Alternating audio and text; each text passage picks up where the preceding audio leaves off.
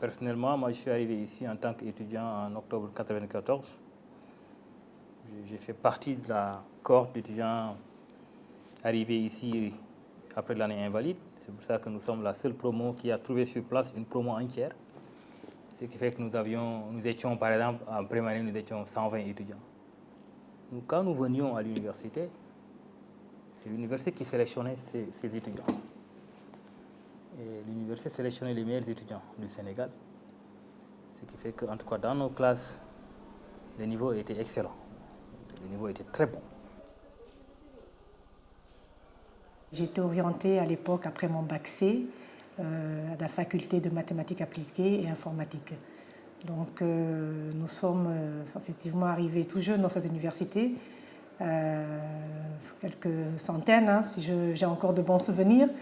Bon, il y a des étudiants qu'on a formés qui sont ici déjà des profs. Je ne vais pas les citer pour ne pas faire de jaloux.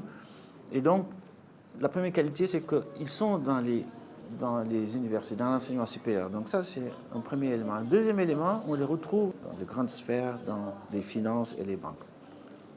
On les a aussi dans les grands groupes des télécommunications et de la téléphonie, qui sont Orange, Free, Expresso, et après dans le groupe aussi qui utilisent ça, comme la RTS. Je pense personnellement que la formation était meilleure avant. Peut-être parce qu'il y avait moins d'étudiants. Peut-être aussi parce que les enseignants avaient plus de temps peut-être à consacrer aux étudiants. Il y avait beaucoup plus de proximité à mon avis. Donc on avait un recrutement très sélectif à l'UGB en général et dans les FR de sciences en particulier. Les séries C et séries E étaient donc les séries où on sélectionnait donc nos bacheliers.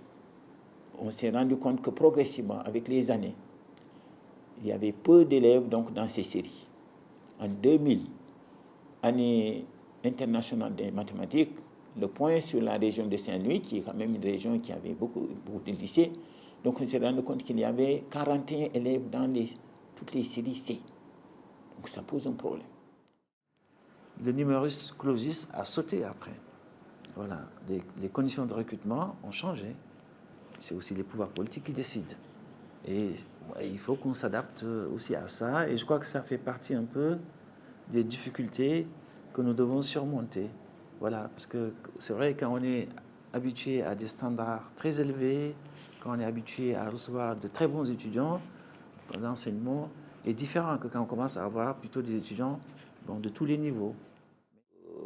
Avec le ministère actuellement qui oriente, on a vécu ça, donc les gens ont complété par les bacheliers venant donc des séries S2. Mais la base donc un peu théorique des séries C et E n'est pas la même que la base donc théorique donc de la série S2.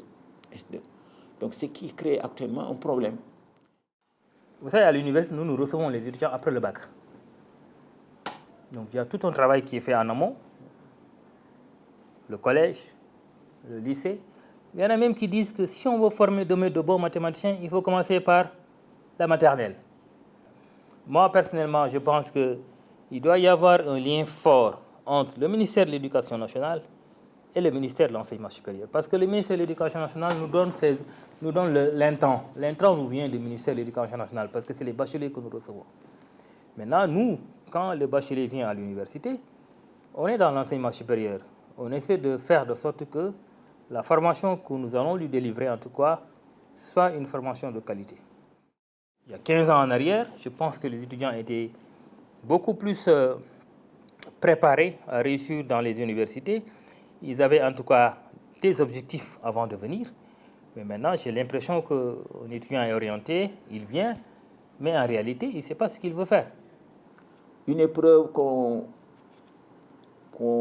proposerait peut-être en 1991-92, si on la propose actuellement, je pense que les résultats seront catastrophiques. Donc ça, ce sont des promotions qu'on ne peut pas comparer. C'est vrai, c'est une équation difficile pour les autorités. Parce que nous avons une population très jeune qu'il faut former. Mais en même temps, tous les États, dans tous les pays du monde, il faut que les élites soient formées quelque part. Et former des élites demande des conditions qui sont souvent très difficiles. Il faut une sélection, il faut beaucoup de moyens. Par exemple, en France, il y a les grandes écoles qui forment les grands corps de l'État. Et le gouvernement du Sénégal, c'est ce qu'il a compris et ce qu'il a essayé de faire avec l'UGB. L'équation qui se pose maintenant, c'est qu'on a beaucoup de bacheliers qu'il faut caser et on n'a pas construit les universités à temps. Et c'est pour ça que des universités comme l'Université Gaston Berger commencent à prendre des nombres au-delà de ce qu'elles auraient dû faire. On devait s'inscrire sur Campus N et choisir les filières qui nous intéressaient. Je pense qu'on devait en choisir au moins 10. Au départ, moi, je n'avais pas de chambre, donc j'habitais à l'extérieur. Et par la suite, j'avais un cousin qui avait une femme et qui m'a mis en rapport avec un de ces bleuses, comme on aime le dire, pour qu'elle m'héberge. Donc déjà, il y a le premier problème qu'on rencontre, c'est le problème d'hébergement pour avoir une chambre. Je le dis toujours, Sanar nous a tout donné. On a eu la chance effectivement de côtoyer plus tard d'autres universités, d'autres étudiants, d'autres continents, et on s'est rendu compte honnêtement de la qualité de la formation que nous avions reçue, parce que nous n'avions aucun complexe, au contraire nous restions parmi les meilleurs, en tout cas dans ces universités étrangères. Un de mes camarades qui m'avait dit que lui, par rapport au cours d'informatique, lui, par exemple, chez lui, il n'avait jamais manipulé un ordinateur. Et peut-être s'ils avaient fait, je sais pas, une séance d'initiation, peut-être à l'utilisation de l'ordinateur, peut-être que ce serait beaucoup plus facile. Ça ne veut pas dire que c'est impossible. Non, ce n'est pas impossible aussi. Mais cela demande beaucoup, beaucoup plus de travail.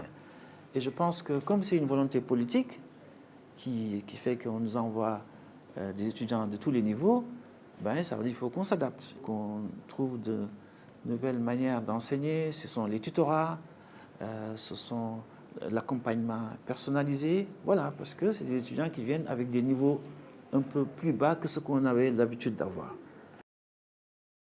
Il y a des étudiants qui passent des jours et des nuits à travailler et pourtant ils n'arrivent pas à valider des matières. Il y a une fois, on a commencé le second semestre et on n'était pas sûr qu'on ait validé les matières du premier semestre, je pense. Si on veut garder l'excellence, il faut qu'on revienne dans les conditions d'avant. Ça veut dire qu'il faut que nos étudiants soient sélectionnés et il faut que les moyens soient aussi à la hauteur des missions fixées par l'État.